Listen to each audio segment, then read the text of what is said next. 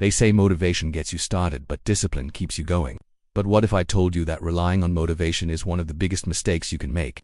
Motivation is a fleeting emotion, a spark that can die as quickly as it ignites. Discipline, however, is a system. It's the bedrock upon which empires are built, not just the empires of old, but the empire of your own life. Think about it. When you wake up, do you feel motivated to leap out of bed and tackle your most challenging task? Probably not. Motivation is a fair-weather friend. It shows up when things are easy, when you're already winning.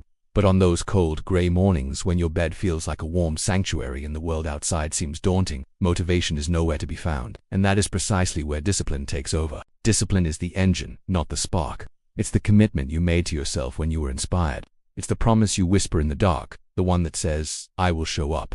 No matter what. It's doing the things you need to do, even when you don't feel like doing them. This isn't about being a robot. It's about being a warrior. It's about respecting your future self enough to put in the work today. Let's look at a real-world example. Think of a professional athlete.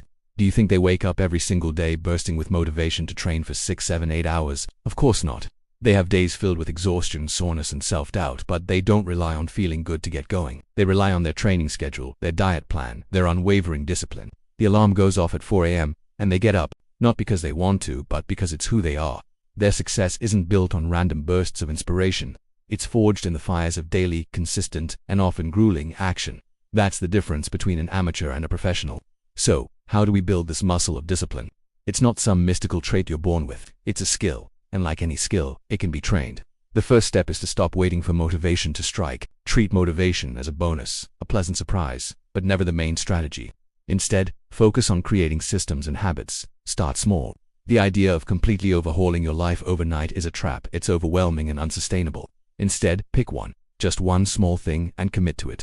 Don't aim to run a marathon tomorrow if you haven't run in years. Aim to put on your running shoes and walk for 10 minutes. That's it. The goal isn't the 10-minute walk. The goal is to show up. The goal is to prove to yourself that you can keep a promise. This is the essence of what some call the 2-minute rule. Want to read more? Don't commit to a book a week. Commit to reading 1 page a night. Want to learn an instrument? Commit to practicing for 5 minutes. These actions are so small they are almost impossible to say no to. You are building momentum, and momentum is the best friend of discipline. Another powerful tool is to create an environment that supports your goals.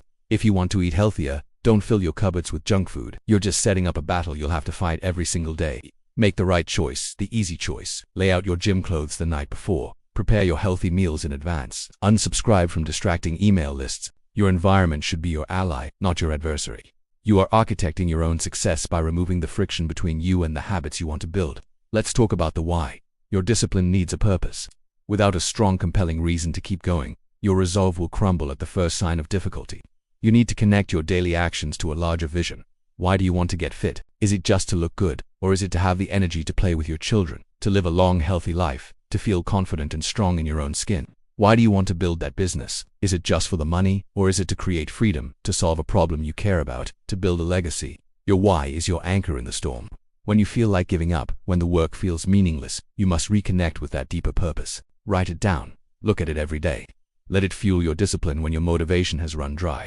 Consider the story of the writer who commits to writing 500 words every single day.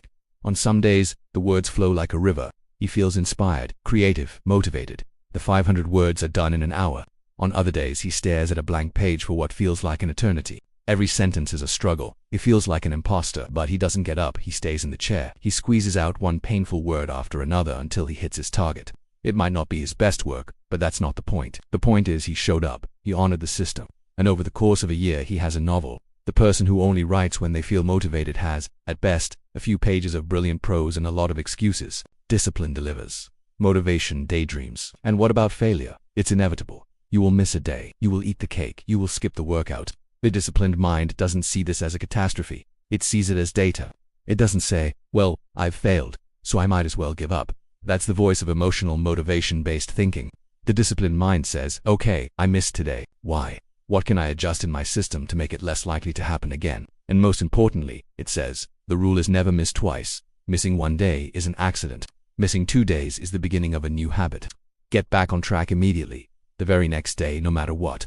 Forgiveness is key, but so is immediate recommitment. Ultimately, this journey is about identity.